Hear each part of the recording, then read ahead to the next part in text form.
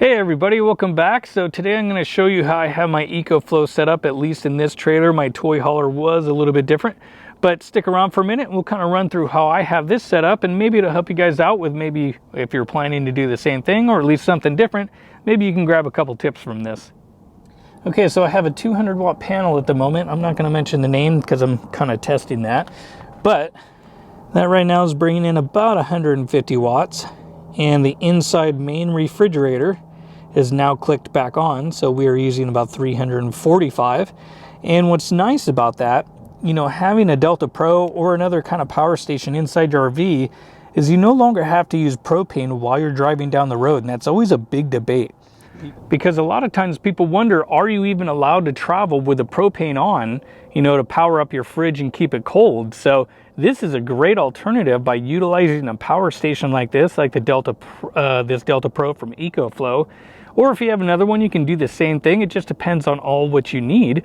But that's one of the benefits, is that you're saving propane by utilizing this, utilizing solar, and of course, if you have it on top of your rig, it makes it super easy. So, okay, so kind of taking a look inside this whole generator box. This whole thing is under construction right now, so excuse the mess, but this used to have an Onan 5500 propane generator, right?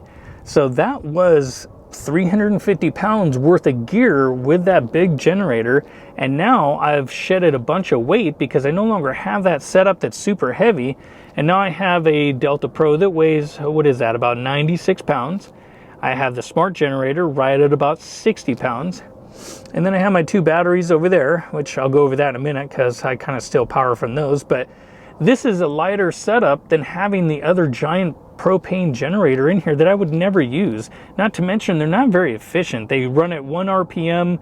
They don't really throttle back and forth. They last forever, but I would never utilize that thing. So this is way cheaper if I was to just, you know, kind of do the swap and buy this instead. Now, being that it had a generator in it, it was really easy to swap everything. I didn't have to really run much for cords. I ended up adding a propane line, which this circles around and then comes over here, which then we just take that out and put it on the ground. And then it'll charge up the Delta Pro as needed, which you don't really need it that much, especially when you have solar.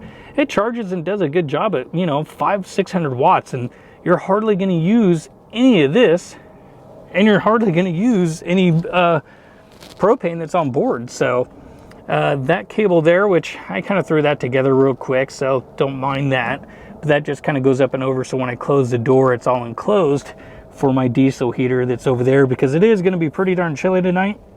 And the onboard furnace obviously sucks a lot of power, so I'm going to be using the diesel heater again to keep the place warm. And if you guys want, you can check out another video on that as well. Now over here, I still power from my two batteries, and I kind of like backfeed it back over here to the EcoFlow Delta Pro, and I'll kind of show you how I do that. I kind of cheat a little bit because I haven't made a cable yet for it, which is super easy to do. I just haven't done it.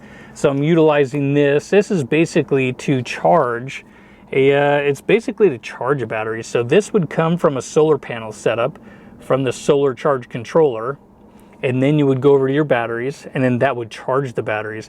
But instead I'm doing it backwards. I hook this up to like a 12 volt source, and then this would plug into the EcoFlow adapter cable, and then it ends up charging this overnight at about 175 watts while I'm draining these. These are SOK batteries, and these are 206 amp hours each. So this is basically 412 amp hours, which is more power than an EcoFlow extra battery.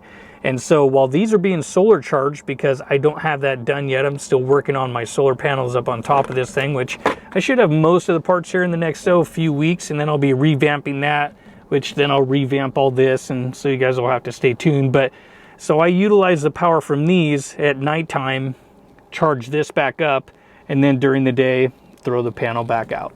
So that's just kind of one of the ways I do it. And of course, if I need a bunch of power, or for some reason in an emergency, I do have that, which I have this as a dual fuel setup. So I ended up converting the original gas unit and made it a dual fuel. And so now I can run obviously my diesel heater. I can run my second fridge if I need to, but I don't. And by utilizing the Delta Pro inside trailers now, it really makes it easy to go off-grid or dry camp. You don't have to do a lot of wiring or inverters or anything. You throw it in, you plug it in, and you're done. So it is kind of a cool, simple setup, and you don't burn through all your propane. And so now you can utilize that for, you know, fire pits, or, you know, obviously heating up your water and all that other stuff. But other than that, it kind of just makes it nice to have some type of a power station on board now. It really just makes it easy whenever you want to go out to places like this. But hope this short video kind of helped you out, at least on my setup. That is going to be changing again in the future. So if you guys want to see the new setup soon, you know, make sure you stop back by, subscribe, and I hope to see you next time.